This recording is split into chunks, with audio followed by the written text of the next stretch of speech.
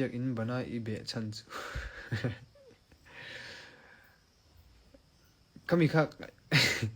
kan lazir tur biak in kota kan khomwang vel nin ka ria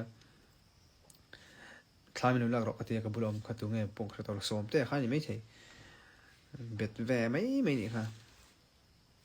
nui emoji hian hei khek vak khi mo in rem hei khome kan song lok was it update ngai what thing ve solo to pang hei o khami sir zong anui kha in ron man kha sir zong anui kha kang nge yenia kai emoji kha anui kha hei my life so mi di ron man kha nui pon ron mang kha nui kha kai emoji tak kha ai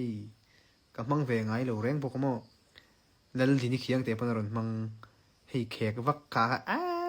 arin ha tlem mel ka ti mo kai emoji kha nui khek na sangang mai in nui sat via pon hemi hi chu enge mang kher su a chen chon ka emoji man hi I patling mel te men ti thina mo kanui emoji man trin te hi a patling deu bokani ang karing hemi hei felicia chu wangin ama chon hi amang thin kami felicia ron man hi kadu ber nui na sa po so ma cho hang so man ron man te po hi tiang hi kadu nui na sa dewa po kan mo kamang mai thin richa ta hen hei ran tlar na sa mai he tili rin na tlem nui ka ti mai nui khek nui thler khamo kai emoji kha mana whatsapp ka khoi tir dewa pe chon kami emoji an ran da thar tira pe chon khatia mi ron man khum ko chon min musida ka ngai thin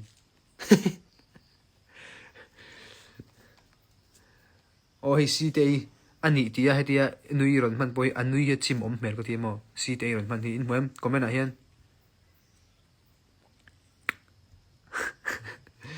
rin na tlem ni rin na tlem mi ngat ge in ron nui de sava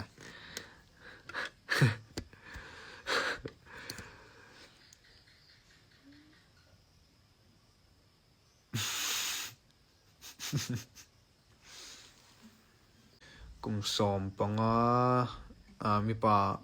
kan lo ni ta kum som panga som paruk som paliv chovel tang khan yang mi chen ne ga in teksa teksa mi che pon di thonga message ron thleng chi lo mur va chui choi hun lai khamo khati vel kha wen chu ka kha chu vela kan in ngai to let vel ni chu lo ni na sa ve thei ni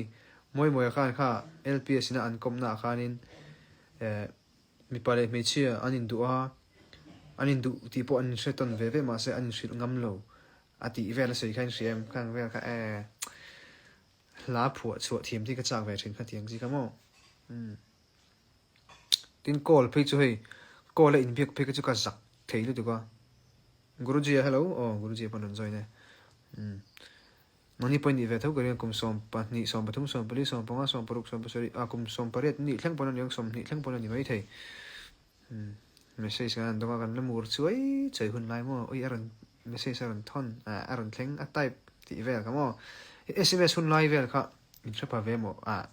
ti ve khang lang len thapa in tamanga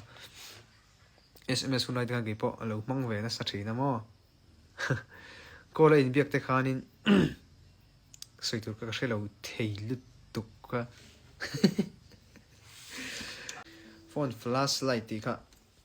ron la le pekle mai tun no hen in tha chuak thar chok nge moni ka ti nia voi kha phone flashlight ti chungchang ka mo kan soi fi alok nge khonung rul la ka saka khanin chang khan na ka sa athunon ka sa chang ni na ka sa athunon ka sa chon kami zo khan music solo guitar solo kha ta ni kala khan sar thang boy ne na kami phone flashlight on ti kha kan rom han thlapania sar phone flashlight on tir ka duwa phone flashlight on tiranga music solo da te ka ti mo chang ni na thunon kan sak zo ta khan solo kam ta renga ka soi chin vek kamo kan practice nan ka soi chin veka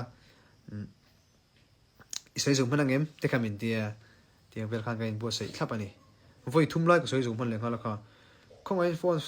flashlight onang u ka tia voi ni na phone flashlight ka tia pathum na phone flashlight ka tia flashlight ka ka u in lo la fu le tu phone flashlight po ti thiam lo phone flashlight ati anti